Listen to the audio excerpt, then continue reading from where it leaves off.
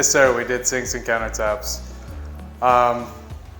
So we got 2 slabs of wood. They come pre-packaged, and you cut them down and cut them into place. So they bought the countertop. We cut them and put them in. So cut that piece, this piece, this piece, and we got to cut a hole for our sink there. But once you get it cut out, you install it. We shot screws up through the roof of this Lazy Susan up into the countertop so we can secure it that way. And then afterwards, we want to put on this oil coating. Gives it this nice finished look.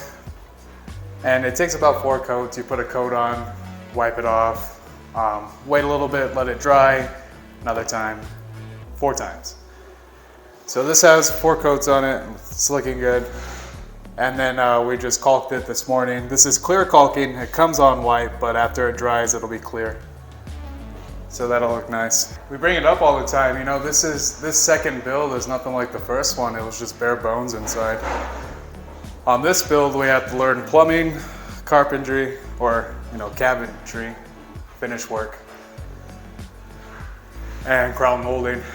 So there's a lot of new skills that we had to pick up on this build. It's quite the jump from the other one. So, but we got it done. The last little project, excuse me, that we have to do is the corrugated steel. So after this, it's just touching up inside, making sure it looks super clean and perfect. So they go out on Monday and they have to be done today. So if we get them done early, we get to go home early. If we don't get them done, then we have to stay late. So we're trying to push through the clock, get them done as soon as possible, but also making sure we stay aware. This is your corrugated steel, goes on outside for a nice finished look. They come in panels. They're pretty sharp, so you want to make sure you wear your gloves. Don't cut your hands. The edges? Yeah. If it slips, you can slice your hand open pretty bad. So I got 3 panels up. You overlap them about 2 grooves. And then we screw them in with these guys. Very cool. It's hex with washers. This one though, we're probably gonna have to make a special cut. So figuring out how we're gonna do that.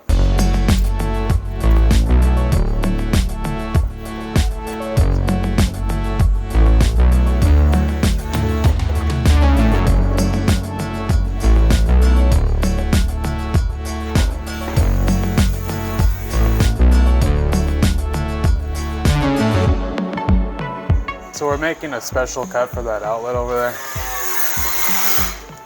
So it sits flush to the billy. So you have to basically fit the corrugated steel around the outlet? Yeah, so we're gonna have to cut it most likely with the grinder.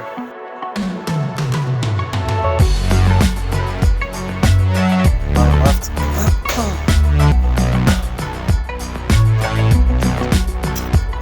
Yeah, so I just measured out where my electrical J-box is going to be placed on my corrugated steel. And so I found the bottom left corner of my J-box, which I marked right here. So I'm just getting ready to get a more precise line so I can cut it with my angle grinder. So I'm gonna get a 2x4 and put it across here, all the way across, and then clamp it down. And then I'll use this to get like a straight line, to carve a straight line into it. Just like 3 or 4 inches by like 3 inches, whatever the width and height of the J-box is. But I mean, yeah, we want it to look right, and you can kind of like see any like flaw or like rough edge on a cut or a crooked cut or anything like that. So if it happens, we just kind of toss the piece and get a new one. But yeah, we don't want to waste material, so we want to try our best to get it exact on the first try so that we don't waste any material.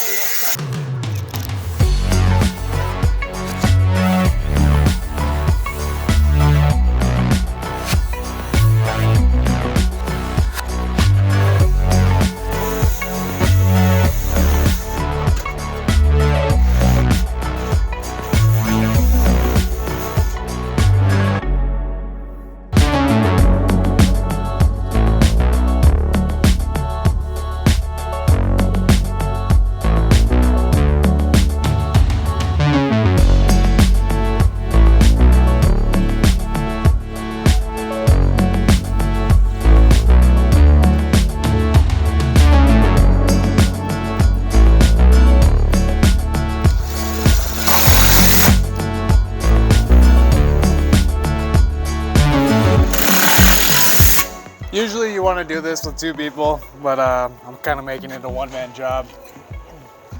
So I'll show you with this next panel. We want to at least overlap, like I mentioned earlier, 2 about grooves, right? 2 grooves, so that will be okay. And then you want to make sure it's flush with the building. So I use this 2x4, put it under, and then I use my foot as a kind of like this, like a clamp, just to hold it in place. So I get it flush, then I shoot my screw in. So, again, a lot easier with 2 people, but we're on a time limit.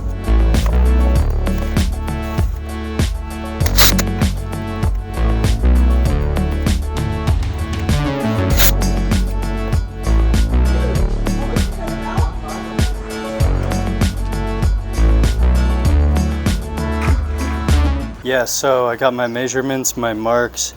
They're all marked out on here.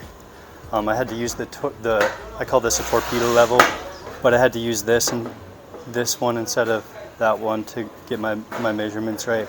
But what I did is I actually got the measurement of the box, and I had to kind of just make sure it was right by checking both sides, make sure it's straight and whatnot. And then put the cutting disc on here.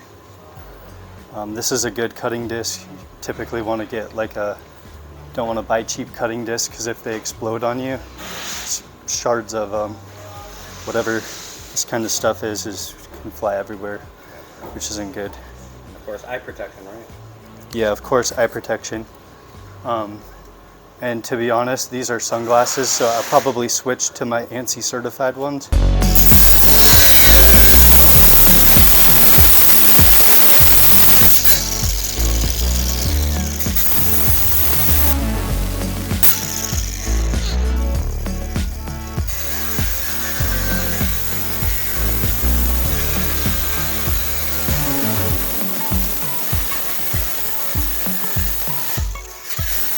Yeah, it's cutting nicely and smoothly. So far, so good. Just trying my best to keep a straight cut and cut on these ridges while not going too far. Like this spot over here, I went a little bit too far and nicked the edge, so I'm hoping I don't have to start all over. So hopefully we could find a fix. I'll have to ask about that.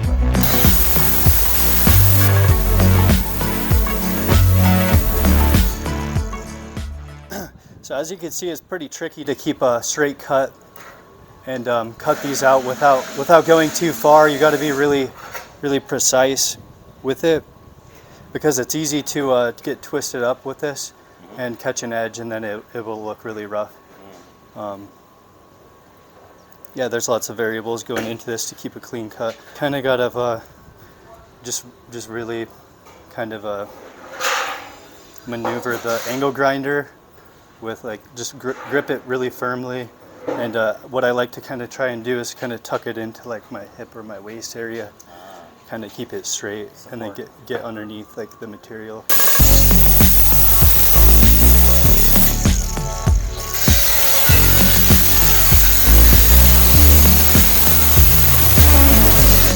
So for these other spots that I can't get this in deep enough, I'm just going to take all this off and just flip the material.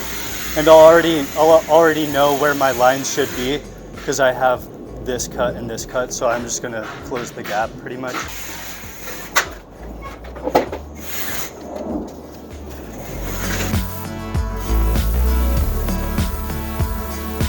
Typically while grinding, it's best to check your surroundings and make sure there's no flammables. But as you can see, there's no flammables, and there's a fire extinguisher right there. So.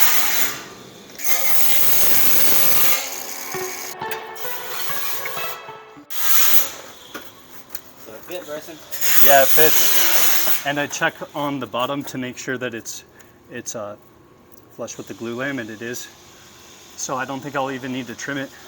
Maybe a little bit. Might need to trim the bottom just a little bit, so I'm going to take it off and do that real quick.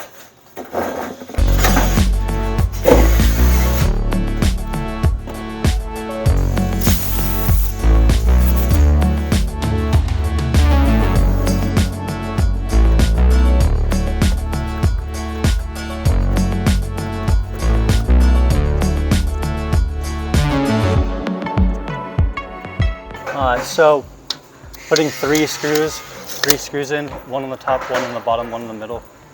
And so I put my first screw in and I measured where it's at to the center, and it was at 25 inches, so I'm keeping it the same as I go around the house.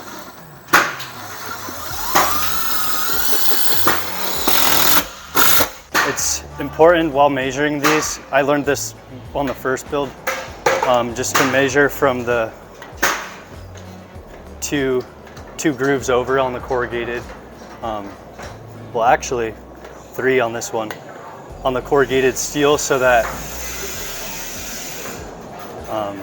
when it overlaps the measurement's right. But actually for this one I'm actually going to only need to measure from like 2 grooves over, because we're going to be going over this to cover this.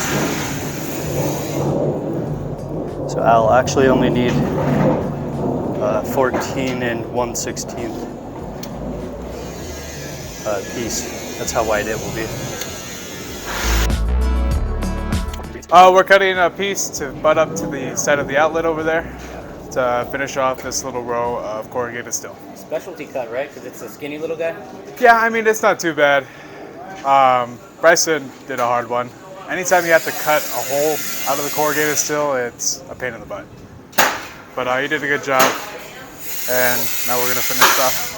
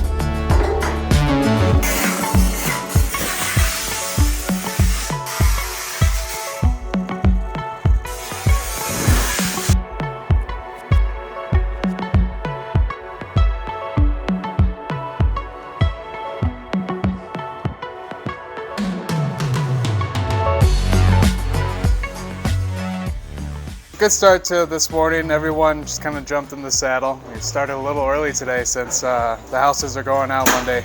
As you can see, we've been doing a lot of cutting. My wheel's pretty worn out, so I'm gonna change it, put a new one on. So during the home stretch, you know, you kind of feel excited. You see the goal in sight. So I think that's a little bit of extra fire, you know, gets everyone pumped up, working hard, dotting their I's, crossing their T's, and sticking to it, and making it look the best that we can possibly make it look.